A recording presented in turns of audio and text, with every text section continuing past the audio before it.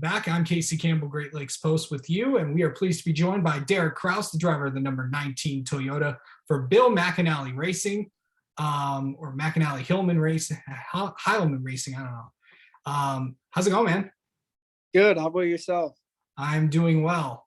Been an interesting few races for you. How are you guys? How are you guys doing? I know that you guys didn't make the playoffs this year, but overall, how have these last few weeks and weekends gone for you?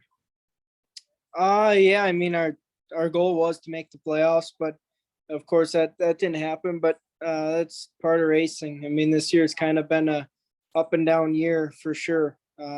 My grandma back at home, whenever I go home, she always reminds me that my sophomore year and whatever it is, it's always not the best year. So hopefully we can turn this luck around, or whatever you really want to call it, the next few races, and just finish the season strong, get a couple top tens, and just have good, clean races. I know that Darlington. I know Darlington was interesting for you. I know that. How was that? And I know you and Lawless have talked already about what happened Sunday. Yeah, I mean, it's just Darlington itself is a racetrack that you kind of just have to race the racetrack instead of trying to race the competition. And we were fine there. Like, we drove up to 11th or something like that in the first stage, or first 15 laps, and then everyone pitted, and it's kind of a mixed bag of who pitted and who didn't pit. And we stayed out, which I 100% agree. I felt like that was going to be the right strategy if the cautions played out in our favor. And it was really tough to pass, I felt like. And just the faster trucks that had new tires were coming through the field, and they just got loose, or something happened between me and the 21 of Zane. And I don't know if he got into me or just kind of took the air off my spoiler, and I got loose, and it kind of both really got loose, and I got up into the wall, and then he was kind of up into me. But it's kind of, I don't know, I feel like that was a racing deal. I feel like that stuff happens, and it just kind of wrecked our truck, really. And that was just kind of how the day was going to go after that, I felt like. And we were just trying to struggle, and we were racing in the back where I felt like we didn't belong or deserve to be, but it's just kind of how it was. Yeah. So I know that, next few races, I know you got Bristol coming up this next week. But before we get to that, of course, let's talk about next year, because that's the topic of conversation. It literally just broke minutes ago that Colby Howard is going to be joining BMR next year, and kind of talk about that. I know that your plans are still not finalized yet, but you do plan to be back with BMR in 2022, right? Yeah, for sure. That's the plan. I feel like that's kind of a good home.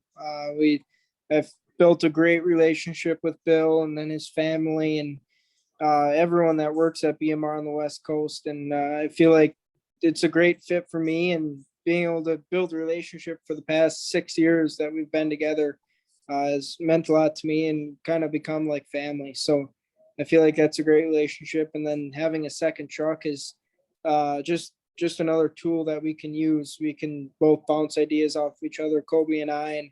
And I feel like that's a step in the right direction. I feel like that's a good move on the both Bill's parts. Yeah, that sounds good. I know also you're getting ready for Bristol next week. How is that getting? Are you getting ready for that? How prepared are you to go once again to the world's fastest half mile? Yeah, I'm looking forward to it. Last year we had a really good run going there until late in the race, and it kind of screwed up our strategy a little bit. But we got sim tomorrow, so hopefully we can dial the thing in the simulator, and go to Bristol and have a good, clean run. Yeah, that sounds good. How'd you enjoy your birthday last week? Yeah, it was fun. I went back home actually, and hung out with my family and friends and everyone that was back at home. We went to dinner, and I was 20 years old now, so I'm not a teenager anymore, which is kind of different, but I'm getting old. Yeah. Wait till you haven't. Well, the thing is, you're still one because you're not 21 yet. That's where the fun happens, when you're 20. Yeah. I don't know. When did the teen years stop? Like 18, you think? I don't know. I mean, I I feel think like it's after like 19. 18 or something. I don't know.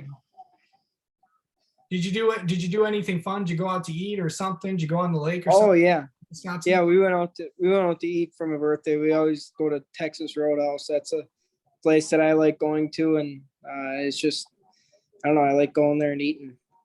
Are you a fan of cheese curds? Yeah, I for sure am because from Wisconsin, that's what we eat up there. Yeah, of course.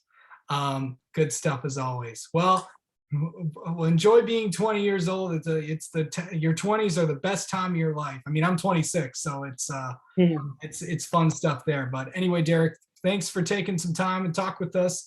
Good luck and good luck next weekend at Bristol. Yeah, for sure. Thank you for having me.